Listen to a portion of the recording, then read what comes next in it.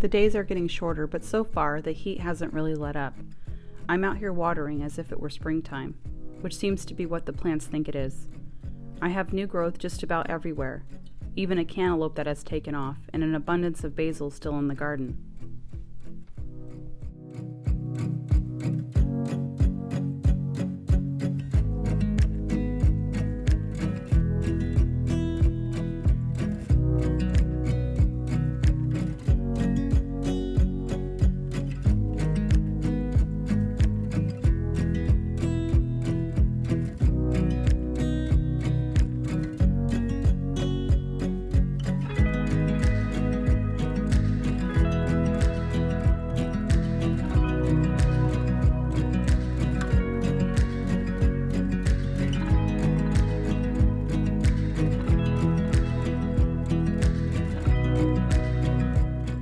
Each fall I've been making applesauce as sort of a tradition.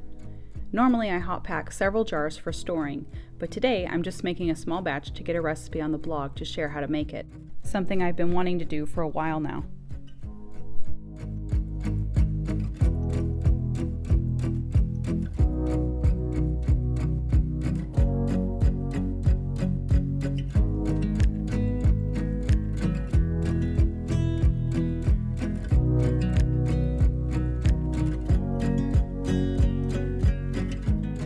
I love having the windows open and having the smell fill the entire house. It is at moments like these that I feel an immense sense of joy and gratitude.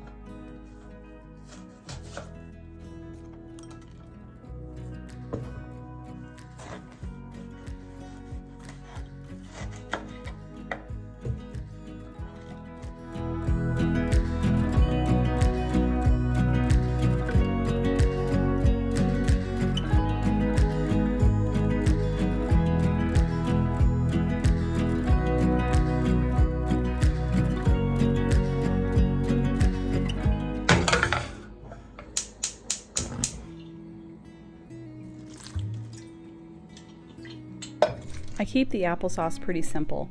A dash of cinnamon, some honey if needed, and lemon juice to help keep it fresh in the jar. The sweeter the apples you use, the less need for honey there is. But today I have a blend of sweet and tart apples, so I added a few tablespoons.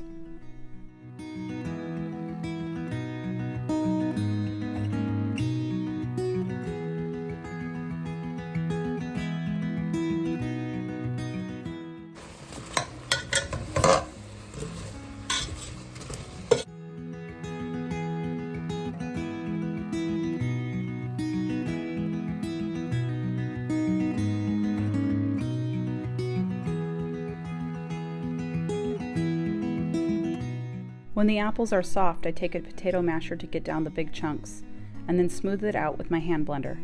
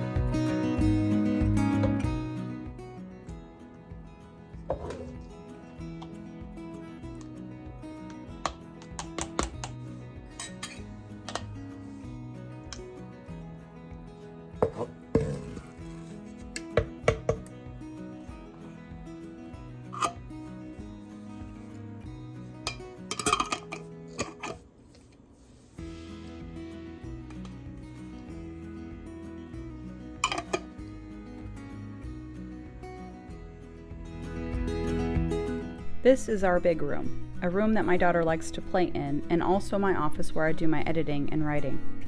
On the list of chores to tackle today, I'm wanting to dust this entire room and finish up with a good vacuuming. I love these shelves, but if you have these sort of shelves in your home, then you know just how dusty they can get. So about once a month, I like to come in here and just dust each shelf and all the items on them.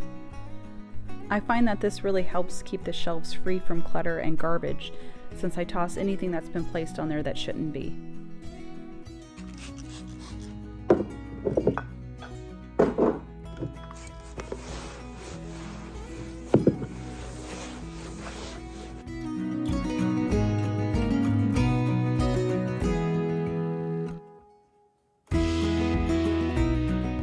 Cleaning like this always makes me feel more accomplished for the day. No matter how much work your home might need, or how well decorated it is for that matter, nothing makes a house feel or look better than after a good cleaning.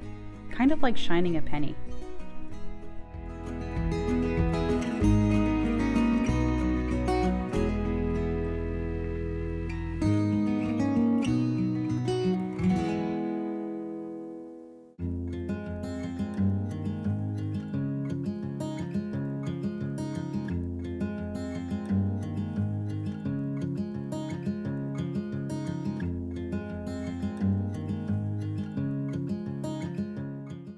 This is a vintage drink cart that was my grandmother's. My uncle tells me that she used to give dinner parties and wheel this cart out to make drinks for everyone. I love having pieces like this in my home that I get to use and think of her.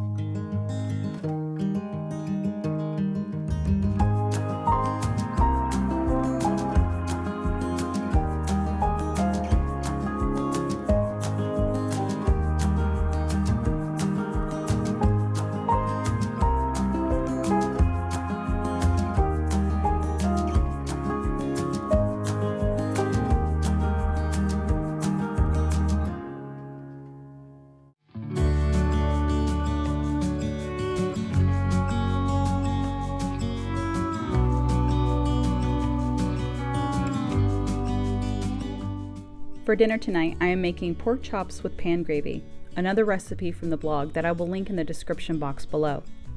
On the side will be mashed potatoes and asparagus.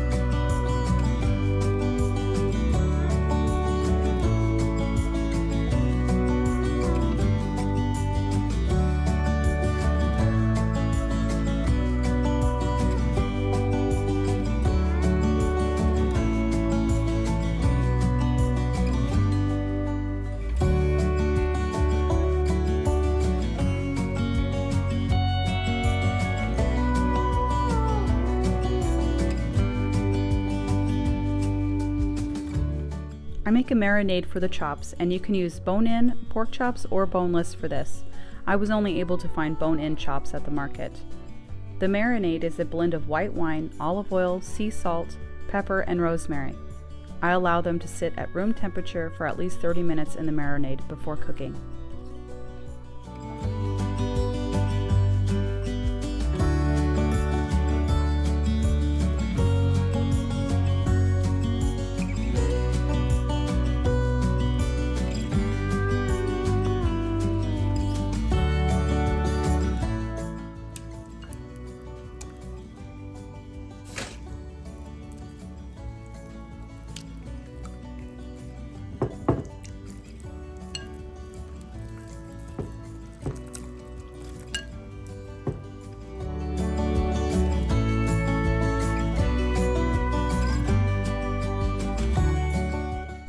While the pork chops rest, I'm going to set the table so that it's ready when dinner is. Something I've been asked about is how long the tablecloth lasts me when I place a new one on, and I find I get a few extra days out of each tablecloth so long as I remember to set placemats out for each meal. These woven placemats are versatile and do a great job of protecting the tablecloth. The chops are ready to cook now. I love using my cast iron, as I'm sure you noticed.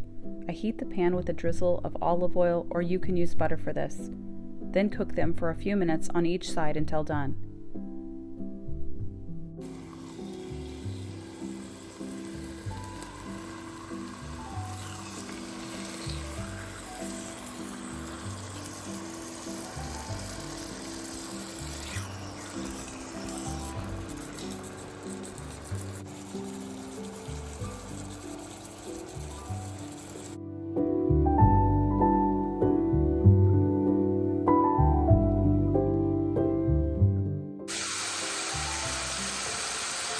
The pan gravy is the best part. I add a bit of flour to the pan, a couple tablespoons of white wine, and some chicken stock, more sea salt and cracked black pepper, and then I allow the gravy to thicken as I whisk the pan bits to work them up.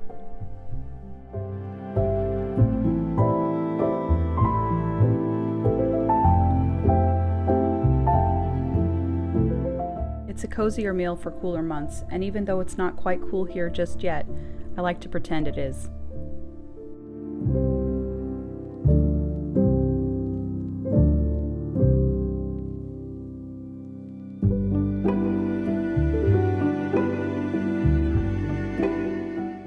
Thank you so much for joining me today. I hope you have enjoyed today's fall homemaking video. Have a great week ahead, and I will see you in the next one.